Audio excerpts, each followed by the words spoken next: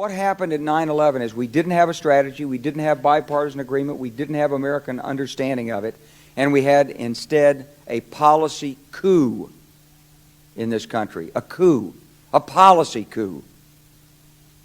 Some hard-nosed people took over the direction of American policy, and they never bothered to inform the rest of us. I went through the Pentagon 10 days after 9/11. I couldn't stay away from Mother Army. I went back there to see Don Rumsfeld. I'd worked for him as a White House fellow in the 1970s. All this is in the book. And I said, am I doing okay on CNN? He said, yeah, fine. He said, I'm thinking about it. He says, I read your book. And he said, this is a book that talks about the Kosovo campaign. And he said, I just want to tell you, he said, nobody's going to tell us where or when we can bomb. Nobody. He said, I'm thinking of calling this a floating coalition. What do you think about that? I said, well, sir, thanks for reading my book. And, he said, thanks, that's all the time I've got. Really. And I went downstairs. I was leaving the Pentagon, and an officer from the Joint Staff called me into his office and said, I want you to know, he said, sir, we're going to attack Iraq. And I said, why? He said, we don't know. He said, I said, well, did they tie Saddam to 9/11? He said, no.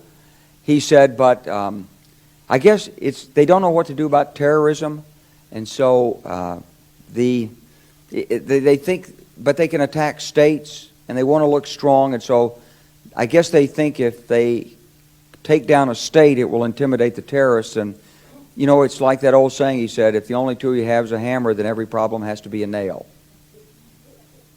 Well, I walked out of there pretty upset.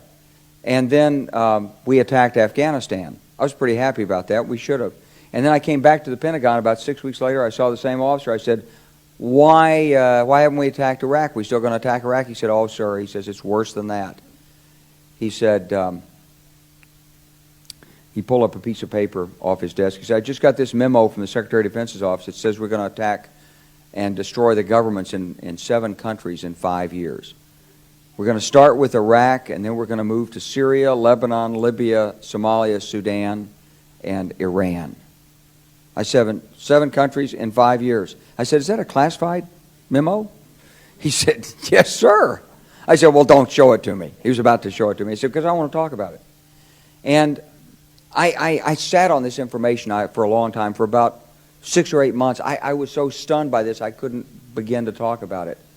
And I couldn't believe it would really be true, but that's actually what happened. These people took control of the policy in the United States. And I realized then, it came back to me, a 1991 meeting I had with Paul Wolfowitz.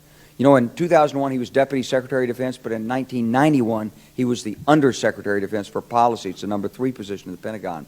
And I had gone to see him when I was a 1-star general. I was commanding the National Training Center. I had met him one time. He said, if you ever get to Washington, come look me up. They always say that. Well, I was there in Washington. It was a Friday afternoon. I'd visited Colin Powell. He'd given me 5 minutes of his precious time and sent me on my way, and I was bored in the Pentagon, and I thought, I'll just go, who can I see? I think I'll see Wolfowitz. So I called, and up there, he was available. Scooter Libby came to the door. I met Scooter for the first time, and he brought me in, and I said to Paul, I said, and this is 1991, I said, Mr. Secretary, you must be pretty happy with the performance of the troops in Desert Storm. And he said, well, yeah, he said, but not really. He said, because the truth is we should have gotten rid of Saddam Hussein, and we didn't. And this was just after the Shia uprising in March of 91, which we had provoked, and then we kept our troops on the sidelines and didn't intervene. And he said, but one thing we did learn, he said, we learned that we can use our military in the region, in the Middle East, and the Soviets won't stop us. He said, and we've got about 5 or 10 years to clean up those old Soviet client regimes. Syria, Iran, Iraq, before the next great superpower comes on to challenge us. And it was like, you know, I'm coming out of the Mojave Desert. I've been training troops. I haven't been thinking geostrategy for some time. And suddenly a guy just sort of shoves this nugget at you. Well, you remember it.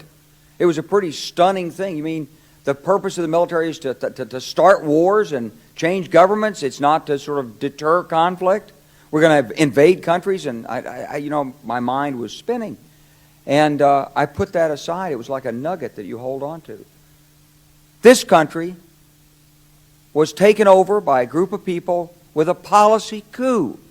Wolfowitz and Cheney and Rumsfeld, and you could name a half dozen other collaborators from the Project for a New American Century. They wanted us to destabilize the Middle East, turn it upside down, make it under our control. It went back to those comments in 1991. Now, did anybody ever tell you that? Was there a national dialogue on this? Did senators and congressmen stand up and denounce this plan? Was there a full-fledged American debate on it? Absolutely not. And there still isn't. And that's why we're failing in Iraq. Because Iran and Syria know about the plan. All you have to do is read the Weekly Standard and listen to Bill Kristol, and he blabbermouths it all over the world. Richard Pearl the same way. They could hardly wait to finish Iraq so they could move into Syria. It was like a laydown. Oh, our legions are going to go in there. This wasn't what the American people voted George Bush into office. Well, they didn't actually vote him into office, but it wasn't what many of the people who... It wasn't what he campaigned on. He campaigned on a humble foreign policy, the most arrogant foreign policy in American history. He campaigned on no peacekeeping, no nation building, and here he is with Afghanistan and Iraq. It's astonishing. So the root of the problem is not how many troops are in Iraq. Please believe me. Don't be mad, if you're a Democrat, at your Democratic congressman because they can't reduce the troops and frustrate the president. That's not the issue. And if you're a Republican, don't be mad at the Democrats because they're fussing with the troops. Whether you're a Democrat or a Republican, if you're an American, you ought to be concerned about the strategy of the United States in this region. What is our aim? What is our purpose? Why are we there? Why are Americans dying in this region? That is the issue.